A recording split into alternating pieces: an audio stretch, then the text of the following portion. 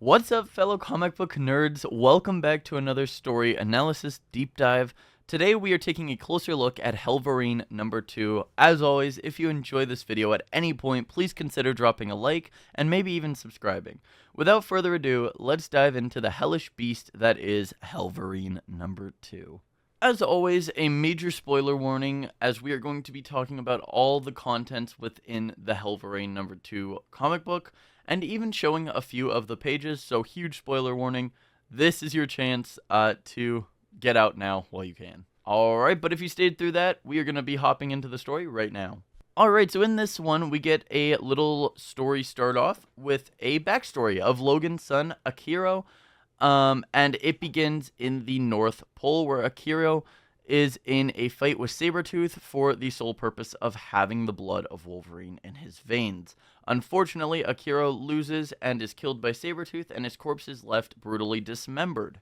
He was then buried in the North Pole until the demon Bagragul sensed an empty vessel without a soul, and one that was the descendant of his previous host, the Wolverine. Bagragul stitches Akira's body together and makes him look kind of like Frankenstein, but together they form the fiery killing machine that is the Hellverine. We then see General Harm bringing Logan down to the Pentacle for the first time, and Logan is very upset with what he sees. The General tries to explain why these experiments took place in the first place, but no answer is good enough for Logan.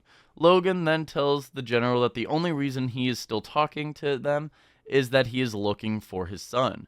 He then wants the files on the soldiers that escaped the Pentagon, which we are now calling the Destroyers, and Logan plans to use the Destroyers as bait to lure the Hellverine to him so he can get his son back.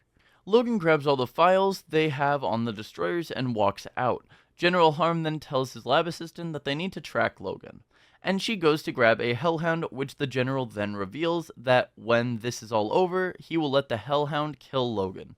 We then cut to the log cabin near Chesapeake Bay, where we see Akira sitting, trying to rest and heal.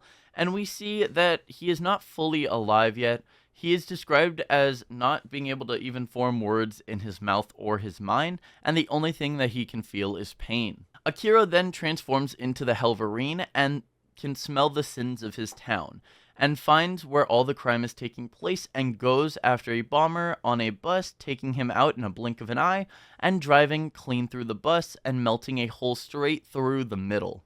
If that isn't badass, I don't know what is. That is absolutely insane. Alright, let's hop back into the story.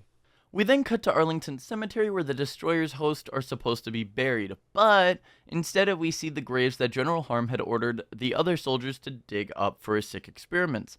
We then see the Secretary giving Harm a stern talking to about how he defiled the graves of soldiers that should have been remembered as heroes.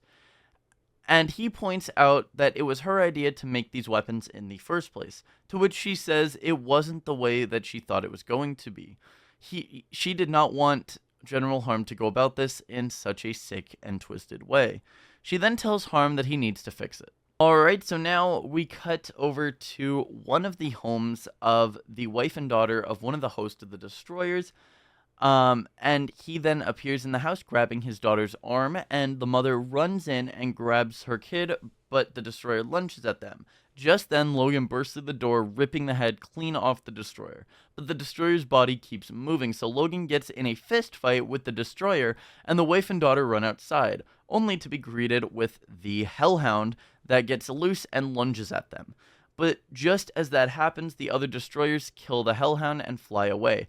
Logan walks out and says that the Destroyers just declared war on America. We then flip over to our next page, which has Akira laying in a field, and he has just started to repair his body fully, even remembering things like his name and some memories. But just then, the Hellverine ignites from within, and he transforms because he senses that the Destroyers are approaching Washington, D.C., and are gonna start a big fight. And unfortunately, that's where we leave off. They leave us on a big excitement to see where this goes and what happens as soon as the Destroyers hit Washington, D.C. I'm really excited to see, honestly, where issue number 3 is gonna go. Let me know down below if you guys have read Hellverine number 2 and what were your thoughts. If you did enjoy, make sure to drop a like and subscribe if you are new. Turn on that bell notification so you don't miss any future uploads. And keep on collecting, and I will see you all in the next one. Peace out, and have a great rest of everyone's day. Bye, guys.